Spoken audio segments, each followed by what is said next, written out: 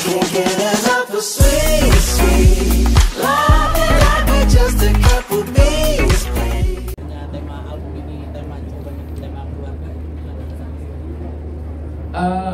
Betul, memang kalau di sekeliling kita keluarganya penyanyi jadi semakin semangat, udah pasti. Tapi menurutku malah semakin beban juga karena di samping-samping itu orang tua aku tuh semuanya penyanyi hebat. Waktu aku sebelum nikah sama Aurel, aku kalau bikin lagu gak takut gitu, kayaknya oh gak ada yang gila lah kalau netizen doang, kayaknya udah kebal aja nih, mau dibilang bagus mau dibilang jelek. Aku orang tua sendiri ntar nonton gimana ya, kadang makanya aku suka dengerin tuh sama Vika, sama Ibu Kade, sama Bunda, Santi, ini bagus gaya, ini ada kurangnya gaya gitu. So, aku selalu bertanya juga gitu, ini bagus gaya gitu kan. Tapi ternyata apresiasi mereka, oh keren bang, ini bagus, ini keren gitu. Bahkan caranya mau bikin lagu buat kadang-kadang TV-nya yang udah produser hebat mintain aku bikinin lagu buat siapa, buat Arsi, buat ini, buat itu, malah aku disuruh bikin lagu nih. Ya mungkin kan perbedaannya gini, kalau Ibu Kade, Pipi itu penyanyi, emang udah nyanyi banget.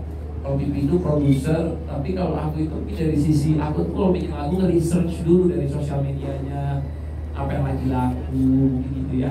Kan sisi pandang orang seniman itu beda-beda ya. Ada orang yang tipikalnya lagu aku gini, kalau aku tipikal yang cocokan sama ini momennya apa di hidup yang mau dia jalani gitu. Jadi aku lebih deketin sama momen kehidupan yang lagi terjadi, sama anak zaman sekarang butuhnya kayak gimana.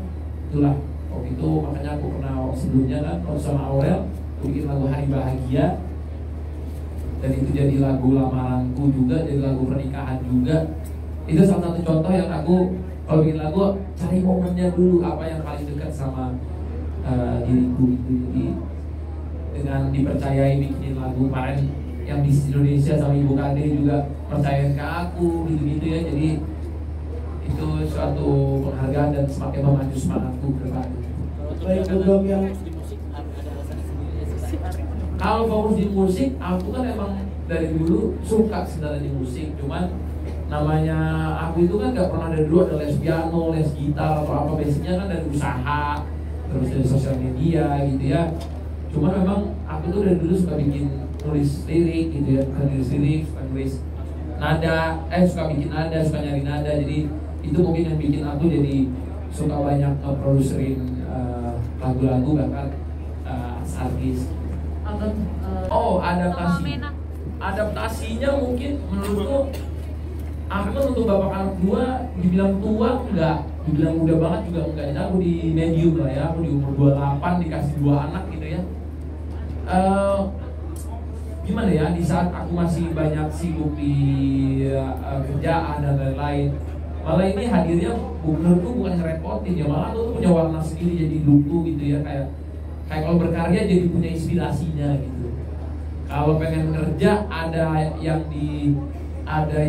ditunggu, ada yang semakin banyak yang semakin banyak tanggung jawabnya, akan semakin semangat giat kerjanya, semakin pengen jadi pribadi yang lebih baik. Itu lebih penting sih, bukan hanya kerja tapi kayak wah aku punya anak 2 gitu, nanti aku harus menjadi bapak seperti apa sih yang dikenal sama anakku gitu.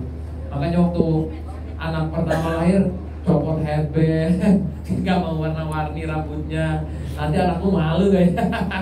Jadi aku kadang-kadang mikir aduh nanti anak, jadi aku pendewasaan juga gitu ya. Kalau dulu orang bilang kamu akan dewasa ketika kamu punya keluarga. Nah sekarang aku ngerti gimana caranya bisa jadi dewasa itu, karena kita berpikir bukan hanya buat diri kita, buat istri, buat anak, dan juga gimana mereka mencontohi kita gitu ya.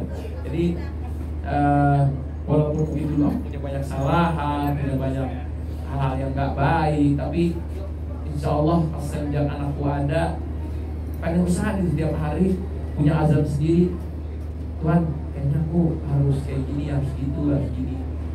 Ada ini sendiri gitu, ada yang muncul dari diri sendiri sejak punya anak 1 bahkan sekarang anak 2.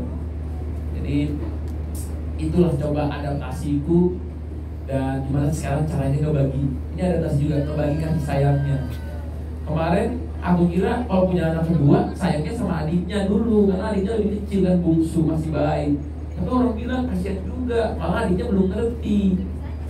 Sekarang banyak kasih sayang sama Aminanya, karena aku ngeliat juga Aminanya sekarang jadi gampang nangis, terus nangis sendiri gitu ya. Aku juga ngeliatnya kasihan, kenapa anakku jadi terus jadinya kayak tingkahnya jadi pengen diperhatiin banget gitu, jadi lebih cari perhatian bapaknya nih, aku bisa gini gitu. Kadang-kadang gue kan aku dua anak pertama juga ya, walaupun anak pertamanya Amina pun sama anak pertamanya aku beda gitu ya. Mungkin Amina lebih banyak privilege ya gitu sekarang, tapi kan dia mungkin biasa menjadi kayak cucu pertama di semua neneknya, anak pertama di bapak ibunya. Kayak dia yang sekarang dia ngeliat semua neneknya rebutan gendong adiknya gitu ya.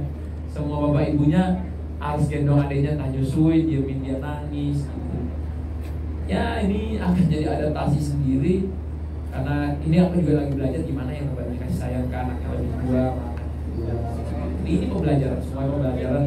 Karena aku juga orang tua baru, kalau aku ngajarin parenting juga belum mantas gitu. Tapi aku coba berusaha gitu gimana jadi apa yang baik buat kedua putri.